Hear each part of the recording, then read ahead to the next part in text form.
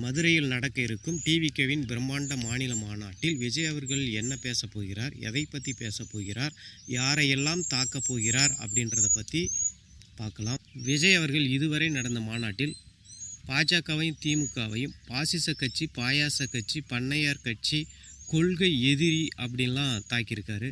ஆனால் இப்போது மதுரையில் நடக்க இருக்கும் டிவிகேவின் பிரம்மாண்ட மாநாட்டில் விஜய் அவர்கள் பாஜக திமுக வரிசையில் அதிமுகவையும் தாக்க இருப்பதாக தகவல்கள் வெளியாகியுள்ளன. விஜய் அவர்கள் தமிழ்நாட்டில் எந்த தேதியிலிருந்து சுற்றுப்பயணம் மேற்கொள்ள போகிறாரா, இல்லை சூறாவளி பிரச்சாரம் மேற்கொள்ள போகிறாரா, இல்லை நடைப்பயணம் செய்ய போகிறாரா என்ற தகவலையும் நமக்கு சொல்ல இருப்பதாக தகவல்கள் வெளியாகியுள்ளன.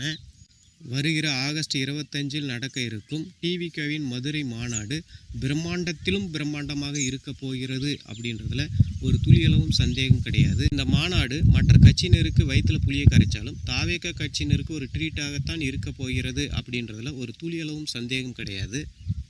மக்கள் விரும்பும் முதல்வர் வேட்பாளர் விஜய் அப்படின்னு தாவேகாவினர் வீடு வீடாக சென்று ஸ்டிக்கர் ஒட்டி பிரச்சாரம் செய்து கொண்டு வருகின்றனர். முதலமைச்சர் பூரண உடல்நலம் பெற வேண்டும் என விஜய் அவர்கள் ட்விட்டரில் ட்வீட் போட்டிருக்காரு.